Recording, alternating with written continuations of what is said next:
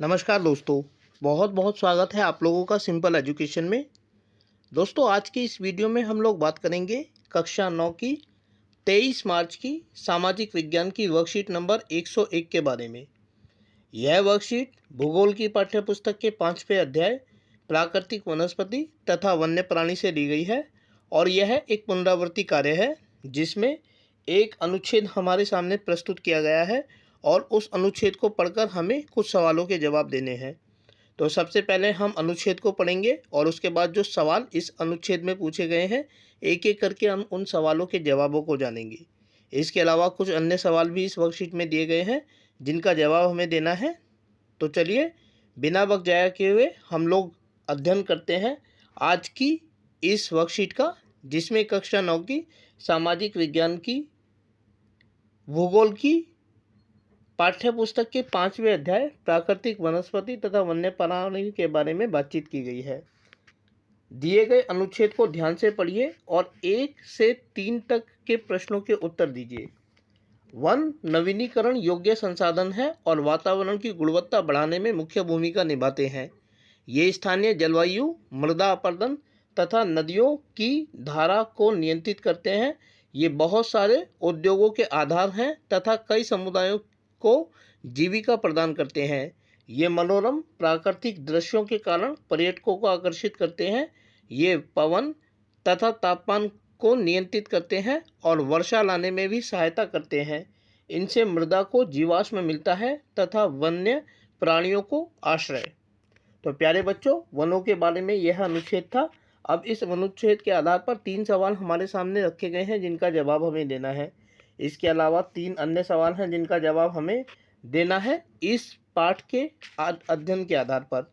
यहाँ क्योंकि स्थान की कमी है इसलिए अन्यत्र हम देखेंगे कि ये सवाल कौन से हैं और कैसे हम इन सवालों के जवाबों को लिख सकते हैं। तो चलिए बढ़ते हैं आगे और देखते हैं इस अनुच्छेद के आधार पर पूछे गए सवाल और उनके जवाब। पहला सवाल है कि प्राकृतिक वनस्पति किस प्रकार के उद्योगों के लिए आधार प्रदान करती है। तो प्राकृतिक वनस्पति जो होती है वो लकड़ी, खाद्य यानी खाने पीने से संबंधित फल आदि उद्योगों के लिए आधार प्रदान करती है। क्योंकि वनस्पति का मतलब होता है पेड़ पौधे और इनमें मुख्य रूप से लकड़ी शामिल होती है और बहुत सारे पेड़ पौधों से हमें खाने पीने की वस्तुएं मिलती है, फल प्राप्त होते हैं, उन फलों से जूस बनाया जाता है और विभिन्न प्रकार की खाद्य सामग्रियां बनाई जाती हैं। तो इस प्रकार के उद्योग पूरी तरीके से वनस्पति के ऊपर निर्भर होते हैं। अगला सवाल है कि वनों के अप्रत्यक्ष लाभों का वर्णन कीजिए। अर्थात वनों से जो हमें सीधे तौर पर फायदे होते हैं वो नहीं, बल्कि उनके अलावा ऐसे फायदे जिनके बारे में हम अनुभव भी नहीं कर सकते, ऐसे कौन कौन से लाभ हैं जो वनों से हमें प्राप्त होते हैं। तो इस सवाल का जवाब हम इस प्रकार से लिख सकते हैं कि वनों के अप्रत्यक्ष लाभ निम्नलिखित हैं। नंबर 1, वैश्विक तापमान को नियंत्रित करना। अर्थात जो वन है उनकी सबसे महत्वपूर्ण विशेषता ये होती है कि वो ग्लोबल वार्मिंग को कंट्रोल करते हैं। ग्लोबल वार्मिंग क्या है? ग्लोबल वार्मिंग का मतलब है पृथ्वी पर कार्बन डाइऑक्साइड की मात्रा का बढ़ जाना। अगर हम देखें तो वैज्ञानिक दृष्टि से हमारी पृथ्वी पर 0.03% कार्बन डाइऑक्साइड गैस की आवश्यकता है, लेकिन वर्तमान समय में जिस तरीके से उद्योग बनाए गए हैं, पेड़ पौधों को काटा गया है, उसकी वजह से जो कार्बन डाइऑक्साइड है उसकी मात्रा 3% से भी ज़्यादा हो गई है। इतनी ज़्यादा कार्बन डाइऑक्साइड जो है वो पृथ्वी के लिए बहुत घातक है, क्योंकि यह गैस गर्मी पैदा करती है और इस कार्बन डाइऑक्साइड की वजह से पृथ्वी पर गर्मी इतनी बढ़ गई है कि ग्लेशियर हद से ज़्यादा पिघलने लगे हैं और समुद्र का जल स्तर बढ़ने लगा है। इस कारण जो देश समुद्र के किनारे बसे हुए हैं उनके पानी में डूबने का खतरा मंडराने लगा है। अगर हमें ग्लोबल वार्मिंग को कम करना है या ख़त्म करना है तो ये आवश्यक है कि न केवल हम वनों के काटने को रोकें बल्कि और ज़्यादा वनों को लगाएं भी। दूसरा है मृदा अपरदन को नियंत्रित करना। वन जो होते हैं वो मृदा अपरदन को भी नियंत्रित करते हैं, क्योंकि पानी और हवा अपने साथ मिट्टी को उड़ाकर या बहाकर ले जाते हैं। इसी प्रक्रिया को मृदा अपरदन कहा जाता है। लेकिन जिस स्थान पर पेड़ पौधों की घनी मात्रा होती है वहाँ ना तो पानी और ना ही हवा मिट्टी को ना तो उड़ाकर ले जा सकते हैं और ना ही बहाकर। इस प्रकार जो वन होते हैं वो मृदा अपरदन को भी नियंत्रित करने में महत्वपूर्ण भूमिका निभाते हैं। नंबर 3 है औषधियों के निर्माण में उपयोगी। बहुत सारी दवाइयाँ ऐसी होती हैं जिनको बनाने के लिए पौधों के किसी भाग का इस्तेमाल किया जाता है। तो इस प्रकार अप्रत्यक्ष रूप से दवाइयों के निर्माण में भी वनस्पति की भूमिका है। और नंबर 4 है जैव विविधता को बनाए रखने में सहायक। बहुत सारी जो जैविक पदार्थ हैं, जीव जंतु हैं, वो वनों में ही आश्रय प्राप्त करते हैं। इस प्रकार जैव विविधता को बनाए रखने में भी वन महत्वपूर्ण भूमिका निभाते हैं। अगला जो सवाल है, सवाल नंबर 3 इस प्रकार है कि वन नवीनीकरण योग्य संसाधन है, कैसे स्पष्ट कीजिए। इस सवाल के जवाब को हम इस प्रकार लिख सकते हैं कि वन नवीनीकरण योग्य संसाधन उन संसाधनों को कहा जाता है जिन्हें बार बार इस्तेमाल किया जा सकता है, जो एक बार इस्तेमाल करने पर समाप्त नहीं होते।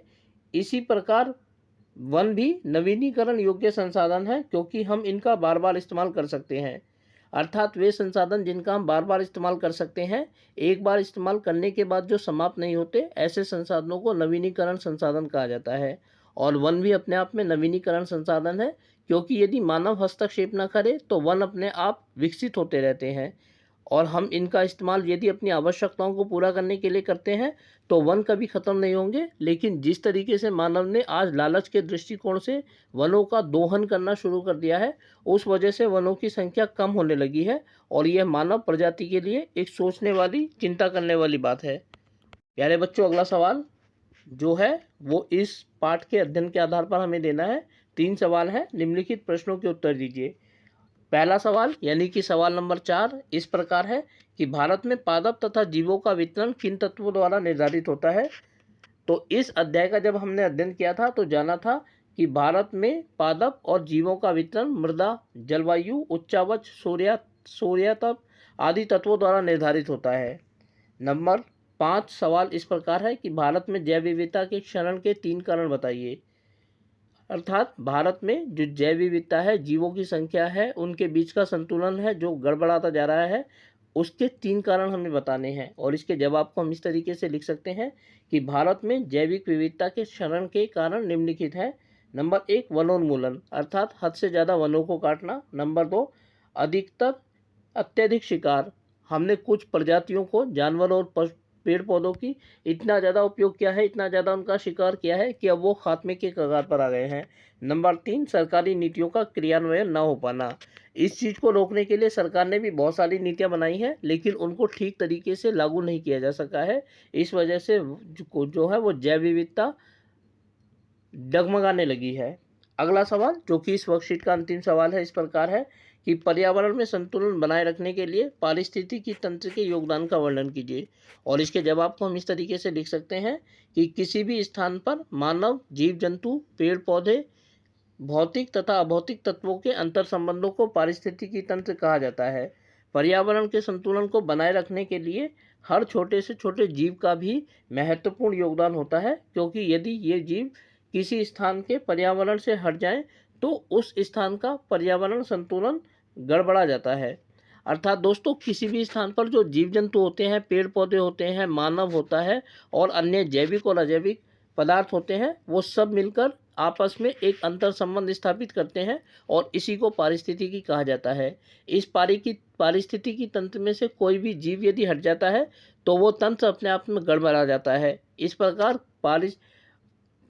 पर्यावरण को जीवित बनाए रखने में पारिस्थितिकी तंत्र का महत्वपूर्ण योगदान है। तो प्यारे बच्चों, आज की इस वीडियो में हम लोगों ने बात की कक्षा 9 की 23 मार्च की सामाजिक विज्ञान की वर्कशीट नंबर 101 के बारे में, जिसमें हमने अध्ययन किया प्राकृतिक वनस्पति तथा वन्य प्राणी के बारे में। उम्मीद करता हूं कि आप लोगों को वीडियो अच्छी लगी होगी और साथ ही आप लोगों से अनुरोध करता हूं कि यदि वीडियो अच्छी लगी तो वीडियो को लाइक और चैनल को सब्सक्राइब जरूर करें। इसके अलावा आगे आने वाले अन्य दिनों में अन्य वीडियोस को देखने के लिए जुड़े रहें मेरे साथ मेरे इस यूट्यूब चैनल पर, जिसका नाम है सिंपल एजुकेशन। फिलहाल आप लोगों से विदा लेना चाहूँगा। वीडियो को देखने के लिए आपका बहुत बहुत धन्यवाद।